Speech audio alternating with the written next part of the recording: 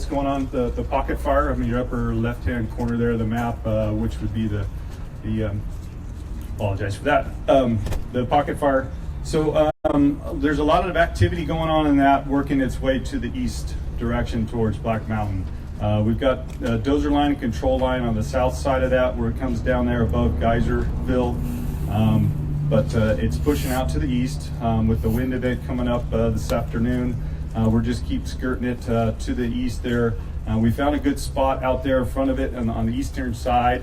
The helicopters, the rotor wing, and the aircraft have put some good check line in there, so we can get some boots on the ground and try and keep that progression going to the east. So that's what we're working on really hard right now. On the north section, it's burning up towards Geysers Road, where it comes across on the top, and there's the river drainage behind there. It's kind of come up to that river drainage. It's kind of being held up, especially with the wind above it. As I work down to the middle, we got the Tubbs fire that's in the middle of this operation. On the east side of that fire, you can see we've already started by putting a little bit of black line on there, meaning our comfort level for that area is pretty strong. We've got in there, we've had boots on the ground. They've worked their way into the fire quite a ways and put down most of the smoke so that any event or wind event or something will not throw sparks outside the line. So we're feeling comfortable about that section up there at the top.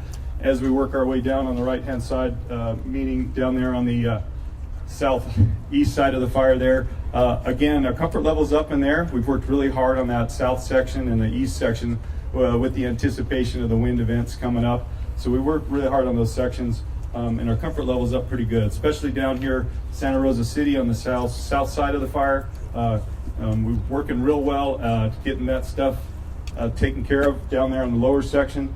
And up to the point where we're addressing getting some repopulation into those lower areas. As we come around on the the west side of the fire, there's one little trouble spot that we had that we were concerned about this morning. The folks, I just got off the radio with those guys.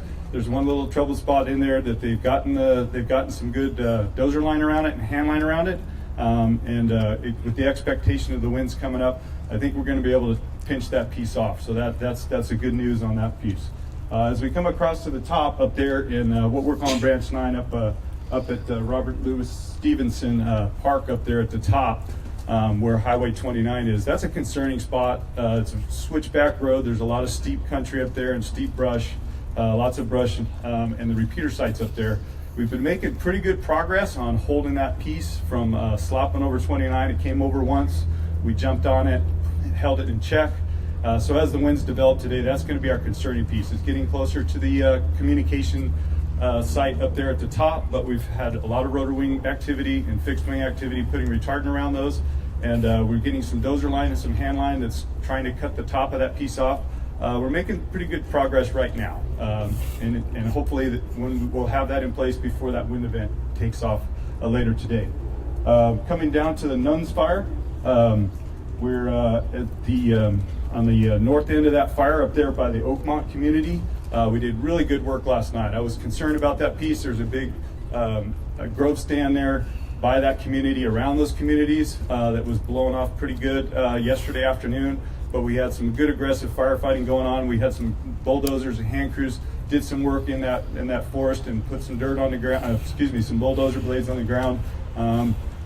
Got around it, came back and proved that. We did a little backfiring activity last night, and that's looking really good. My comfort level's feeling pretty good about that. Unfortunately, with the wind event coming up, hopefully those trees aren't going to torch and throw ember cast later tonight. So that's a concern of us on that Oakmont area. As we come across on the top there into the Sugarloaf Ridge State Park up there, it's come out and it's working its way to the northeast up there towards the community of St. Helena. We're working, we've got some, again, a lot of bulldozer work going on, good resource work coming in there, working off through the Napa, into the Napa County side, and working our way down in that direction. Catching that north piece so it's not growing anymore to the north. As we come around on the backside, I call it the backside, but it's the northeastern side of the fire over there. It's in some steep country. We've identified some places where we can maybe get some bulldozer work in there. So it started from the top, and then we're going to start working our way to the south. At the same time, we've got work equipment coming up from the south off of the 29 up there, working its way up on that side and trying to get a dozer line across there, so that way the fire can come up to our dozer line and work it from that side. As we come around the bottom of the fire, which used to be the old Patrick fire, our comfort level is really good, where it squirts out there towards the bottom on the south end. We put black line on the map. The comfort level is at, most of that is out, not 100%, so not 100% comfortable depending on the wind event, but we're doing good progress there. Down here on the southwest side here, where it's above the city of Sonoma there, the guys did a lot of work 2 nights ago, continued it today, making good progress. Again, bulldozer lines, hand lines, and a little bit of backfiring to bring it up to the hillside there was working out really well. So as we come around the fire, that's about the most activity that's going on. As of 10 minutes ago, 15 minutes ago, it was positive. I didn't get any negative feedback from the guys, the boots on the ground. And that's a good thing. About this time, usually each day, we've been getting some negative feedback. I'm having a hard time here. I need a little bit more resources here. We can't get the aircraft in there because of the wind. We can't get the aircraft in there because of the smoke. Making a lot better progress today in hopes of, we told the guys, get the boots on the ground, do hard work today, so that way by this afternoon, this evening when that wind comes up, hopefully we'll be ahead of the power curve. Thank you. Chief Crawford, thank you very much for that very specific, detailed report. Just to reiterate on his report, in that area we have 12 helicopters and 6 air tankers actively working this fire, so both on the ground and in the air. Our next speaker is going to speak a little bit more at a higher level and kind of to the area, and that's our Unified Incident Commander, Brett Gouveia. Good afternoon, Brett Gouveia, CAL FIRE IMT-1 in Unified Command with Chief Gosner from Santa Rosa City Fire Department and Sheriff Giordano from Sonoma County Sheriffs. A big step that we took yesterday was to reorganize this incident and to make an effort to have one incident management team assigned to all the fires in each county. Prior to yesterday, we were sharing those responsibilities with the South Branch and CAL FIRE Incident Management Team 3. So what we decided to do was zone the fires on the county line. So you can see the Nuns fire crosses county line. We are both working in conjunction on that fire, together fighting that fire. And this is a typical thing that happens when you share responsibility over a fire between 2 teams. It makes it a lot cleaner for all of you, for the EOCs, for the elected officials, as they only deal with each county deals with one incident management team. So we're very happy that that has taken place, and we're already seeing some positive effects from that. We are concerned about red flag warnings. We've had various reports of winds that could exceed 40 miles an hour, and we're keeping a close eye on that. As Chief Crawford just told you, we are diligently working hard. We've challenged the troops to get out there and secure mainly the south parts of these fires in preparation for those strong north winds. And in addition to that, contingency planning for other communities outside of those fires and things that if they go really bad are underway. We are aggressively working on 2 pressing operations simultaneously. Fighting the fire in some areas and also preparing for repopulation in other areas that have been evacuated.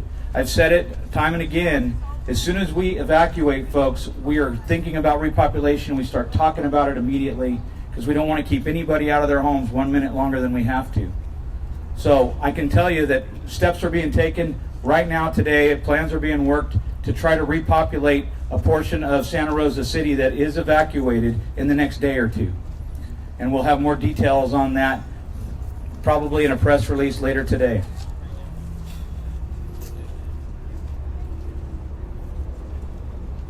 We are still actively coordinating efforts between all the cooperating agencies out there. Master Mutual Aid in the state has been huge on this fire. As I said yesterday, we have fire districts, fire departments, state, local, federal fire departments from all over the state of California here assisting us, as well as our neighboring states out there that are sending resources from out of the state in to assist us. The presidential declaration for individual assistance has been approved, and we understand everyone is affected by this disaster, and we are eager to return to some normalcy for you. Rest assured that we are using every tool in the toolbox to mitigate this situation, and we will not stop until this mission is accomplished. Thank you. Thank you, Chief. And in addition to Chief Gouveia, one of the Unified Commanders who's been out here since night one, I've seen him firsthand out on the line, is the City of Santa Rosa Fire Chief Tony Gosner. Hello everyone, Tony Gosner, Santa Rosa Fire Department. Want to touch on 3 points. Oakmont. There's a lot of good work going on around Oakmont with dozer line and backfiring. We feel it's very secure on the backside of Oakmont. Also, the Summerfield Road area going into Bennett Valley. A ton of great work, a lot of dozer work, a lot of retardant work, a lot of backfire work, which really helps our crews in times when the wind's going to come up. And we feel this afternoon the wind is going to come up and it's going to challenge our crews out there. You heard the IC mention that we have a ton of resources in here. We do. This morning it was a great sight rolling in, seeing all of the people. They're eager, they're positive, they're here to make a difference for our community, and we're excited for that. So we're really excited that it's going to be, we're making a big difference out there. The last point I want to touch on is we have 2 hospitals that are currently closed, Sutter Hospital and Kaiser Hospital. We're really close to opening Kaiser Hospital. We got a few more hurdles to tackle on that, but we feel that within the next 12 hours or so, we're hopeful that we'll be able to get that hospital open, which will relieve our system, our EMS system. It's the only hospital open for a long ways away, right? So Memorial Hospital, which is the hospital that's open, is just buried. So we got to open that relief valve. It's going to take some time. We feel right there. We got a few more things to do, but it's incredibly complicated once you close the hospital down to get them back up and running to the standard that it needs to be for the state. So have patience with us, and we're doing the best we can. There's a lot of activity going on. You heard it. We got active firefighting, and we got people that we're trying to repopulate into the city. So there's a lot of good work going on here. So please bear with us. We're with you, and we will always be with you. So thank you. Thank you, Chief. In addition to the fire resources that are in command here, one of the important aspects of Unified Command is the law enforcement component. Representing the Sonoma County Sheriff's Department is Sheriff Rob Giordano. Thank you. So the Sheriff's Office is concentrating heavily today on missing persons and searches. The current missing persons report is 1,308 total reports in. 1,052 of those have been located safe. 256 are outstanding. What they've been doing is working backwards from that, as I've said before, and finding when they can't find someone and it looks like they might be in the house and in a burned area, they set that for a search. We have 45 search and rescue people out in the field, 30 detectives right now, and they're starting targeted searches for those locations to try and find those people and recover remains. We're up to 18 fatalities now. Today is the biggest push we put out there as far as missing persons and recoveries, so we hope to get a lot of work done today. Last thing I want to leave you with is we have Spanish text alerts on Nixle, so keep following the Sheriff's Office Nixle page. They're in Spanish and English. Our Facebook posts are being posted in Spanish and English, and we're transcribing all the press conferences in Spanish and English on the Facebook post as well. Thank you. Thank you, Sheriff. In addition to the evacuations, there are quite a few road closures in the area, and to speak on this issue, we have CHP Commander Mike Palacio.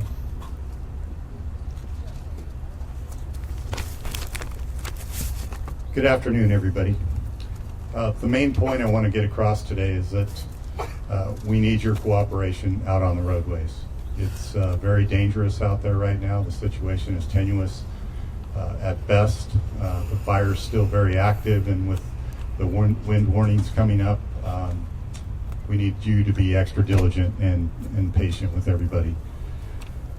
Our officers are out on fixed posts, many of them closing certain roadways that are in danger zones, deemed dangerous by CAL FIRE and other agencies. And we cannot let you in there with very little exception, and we ask your patience.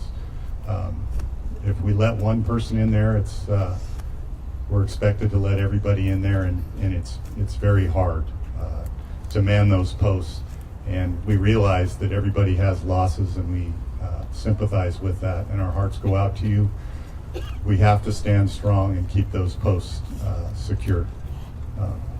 In addition to that, we continue to help with general law enforcement, flying helicopter missions, rescue missions, general law enforcement missions, patrol to help with looting and secure your property of those houses that still stand but remain in evacuation zones. I would ask that you continue to drive safe and keep things in mind, such as staying off the roadways. If you don't need to be there, please stay home or find another place to be. When you crowd the roadways, you're hindering emergency vehicle access and response, and our whole purpose out there is to keep the roadways safe and keep our emergency personnel able to respond as fast as possible. Stay out of the left lane if you can. There's a lot of emergency vehicles going up and down the highways, and it makes it a lot easier on all of us, fire, police, to get up and down the roadways and get to where we need to be so that we can help you and your families. In the long run, it helps everybody out. If you happen to be there, pay attention to your rear view mirror. Somebody's coming up on you, move over. Signal lights is another issue. They're out all over the cities without power. You know, when you come to these intersections, please be safe. Slow down, stop, clear the intersection before you go. Accidents are not something that we need to deal with right now. And along with that goes with cell phone use. Whether you're on your Bluetooth or whether you're texting or trying to look at your phone for another reason, it's just flat out dangerous, and we need you to just take an off-ramp, stop in a safe place, and contact your loved ones or do whatever you need to do. 9 people a day die due to distracted driving, and we just don't need to add to the problems out on the road. As far as road closures go, if you'd like a list of those closures, we're trying to keep our social websites updated. You can follow us on Twitter and Facebook at CHP Santa Rosa. There's also a county road or a county website.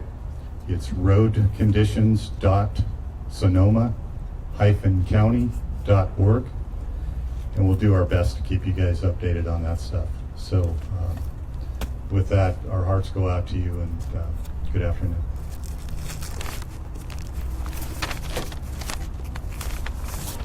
Thank you, Commander. In addition to the fire and law enforcement personnel, this incident has obviously affected a large swath of the county.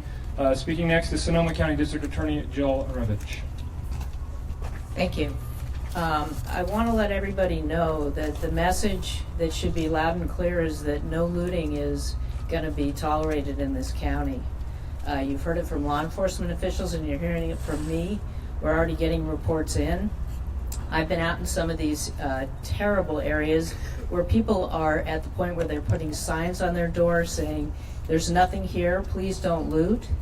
So if anybody thinks they're going to get away with it, I think my law enforcement partners will agree with me that that's not going to happen in Sonoma County. So the word needs to go out. Additionally, there is a curfew in effect in Santa Rosa. We are beginning to see reports come in that people are violating that curfew.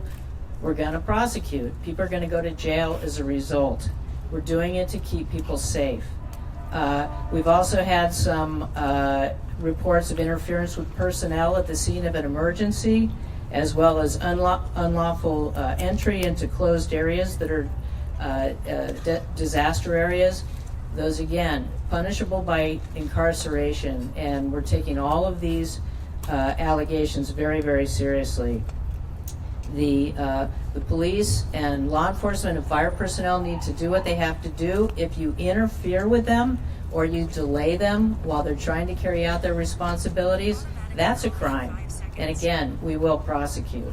So the other thing that we're dealing with is price gouging. I'm getting emails actually while I'm waiting here to address you of stories of price gouging. If anybody thinks that that's occurring, that's where a business is raising its price more than 10% after an emergency has been declared, you can call our office and report it in, and we'll do an investigation into it. So just contact the DA's office and we will follow up on it, because that will not be tolerated either. I want to let you know that I've been in touch with the Superior Court. If you don't know, the Superior Court's been closed this week due to an emergency order that's in effect. It's just been extended. So the Superior Court here in Sonoma County will be closed at least until Wednesday of next week. There will be a press release coming out. So there will be absolutely no court in either the criminal, family, or civil courtrooms. If you have a need to come to court, you should be checking with whatever agency that you're working with. You can call the DA's office if you're wondering what you should do, or the public defender's office. We're both up and running, and we're answering as many questions as we can. If you're a victim of a crime with a restraining order that's due to expire, contact us and we can talk to you about what you need to do to make sure that that order stays in effect as well. With regard to juveniles, you may have heard they've been evacuated. They're not at the juvenile correctional facility right now. They're out of county, and they will be addressing their situation on Monday. So there is no court. Don't come to court at this point, and we will be dealing with you with regard to what will be happening in the future. But again, I just want to make really clear, these laws are on the books for a reason, folks. And if anybody thinks this is a time to come in, put on a uniform and pretend that you're one of the professionals dealing with this disaster, you're wrong. I will tell you that we got a report of somebody up at LBC who put a security uniform on and was pretending that they had something professional to do up there, when in fact, I think the facts are showing that wasn't the case. So don't pretend, stay away, just let the professionals do their job. Otherwise, we're going to have to do our job, and that's going to involve potentially putting you in jail. Thank you. Thank you very much. Next up, we have Santa Rosa Police Chief Hank Schroeder. Good afternoon, everyone. Chief of Police Hank Schroeder. A couple areas I want to touch on is the amount of mutual aid coming into this area, both fire and law enforcement. Every day we have new groups coming from out the region, giving into this community, helping keep it safe. With that, the areas I'd like to touch on are that the Sheriff's Department and Santa Rosa Police Department are working very collaboratively to bring resolution to those that are missing or reported. They can't find their loved ones in this community. So we're working very closely with the Sheriff's Department to resolve those issues and get some answers in that area. The other area is getting our regional hospitals open. Very important for this community to have those facilities up and running at full capacity. The Santa Rosa EOC and county are working closely on that issue also. And in terms of the evacuation areas, it's very important that people stay out of those areas. You've heard it from my partners behind me. We are working and we have officers in those areas trying to deal with the issues of people coming into those areas, either for reasons that they're not supposed to be in there or just trying to get back into the area to see their properties. We're trying to get those areas open. I know it's frustrating, but we really are working through the process and we'll get there. With that, we're doing everything we can to bring this community back into some sense of normalcy. So thank you. Thank you, sir. And our final two speakers are going to come up together, and they represent the city of Santa Rosa and the county of Sonoma, and that's Mayor Corsi and Chairwoman Zane. After this, we'll take some questions for the speakers. Thank you very much. I'm Shirley Zane, and I'm the chair of the Sonoma County Board of Supervisors.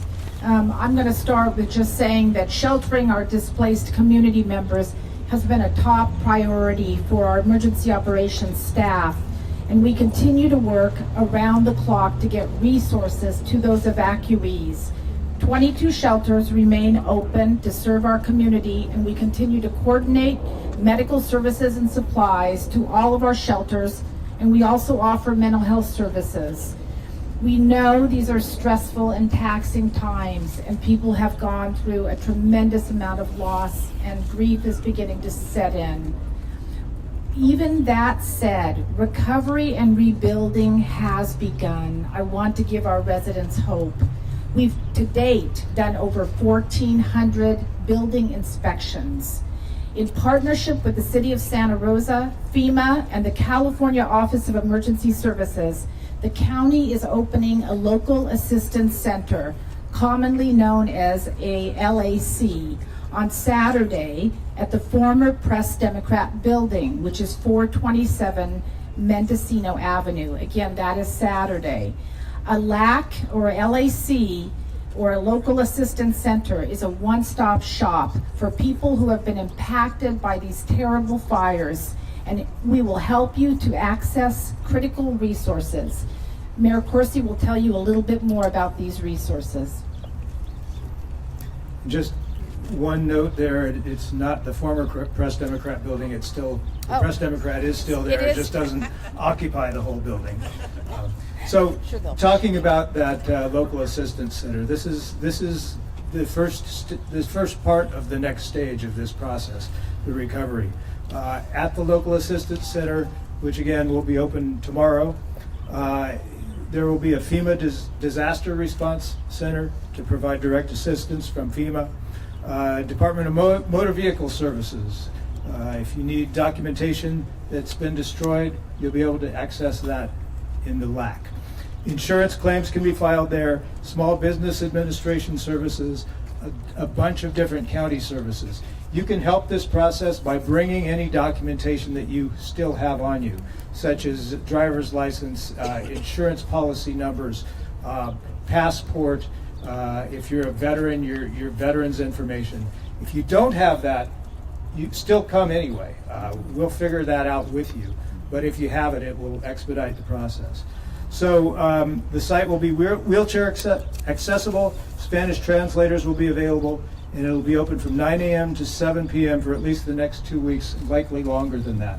So I just want to say while we're here that you're looking at a huge number of partners that we've got from state, county, local, and federal sources around the country. Behind these trailers here, there's a tent city. Each one of those tents represents some of the many, many hundreds of firefighters who are here helping us out. Those people are not sleeping at home tonight either. They're out protecting our homes, and I just want to really appreciate that. I keep getting asked about what's next. What are we going to do to rebuild? It's a tough question to answer. We've lost almost 5% of the housing stock in Santa Rosa. We're looking at least $1.2 billion worth of damage in Santa Rosa alone. And this fire, obviously, looking at the maps, goes way beyond the city limits of Santa Rosa. So it's a huge hill that we've got to climb. I guarantee you that the leaders of this community are looking and planning for how that happens. But our job right now is to get through this emergency. Then we'll start taking the next steps. Thank you all. Thanks to all the first responders who are with us today. Thank you, and I just want to close by saying that we have county staff continuing to visit all the shelters with that information about where to find resources and also helping to answer questions. We've increased our efforts also to our bilingual community. Want to add, we don't care about whether you're documented if you show up at a shelter. We are there to serve you. Please do not be afraid. Our hearts are with you. We will get through this together. We know that these are catastrophic losses and difficult times, but we are a strong county and we have resources and cities and counties and federal assistance coming in from all over. Thank you very much. Just wanted to mention to residents who are evacuated, Commander Gouveia mentioned that we're going to be trying to get the evacuation areas repopulated ASAP. If you want to get notice when that happens, one of the best ways to do it is to register on Nixle, and that's send your zip code to 888-777. It's a 6-digit number that you're texting, 888-777, and just put in your zip code. You'll get notified when it's okay to go back to the evacuation areas. One more thing to add, people are very concerned about their animals. You can contact the county animal shelter. Also, we continue to evacuate large animals, especially horses, and they are safely being housed here at our Sonoma County Fairgrounds, also Sonoma Marin, and I believe there's some down at Solano too. So we will continue to rescue pets as we rescue people. Thank you. Thank you very much. Just for a single point of contact, the fire.ca.gov has all of the links to all of the organizations and places that have been spoken about up here today. All the individuals who are up here will be available for one-on-one interviews afterwards, so if you need to go in-depth with something specific from a representative, please wait till that time. But for now, I'll open it to any questions for the 9 representatives who's just spoken. All right, we'll end the press conference now. Again, all 9 will be available for one-on-one comments. Thank you for your time.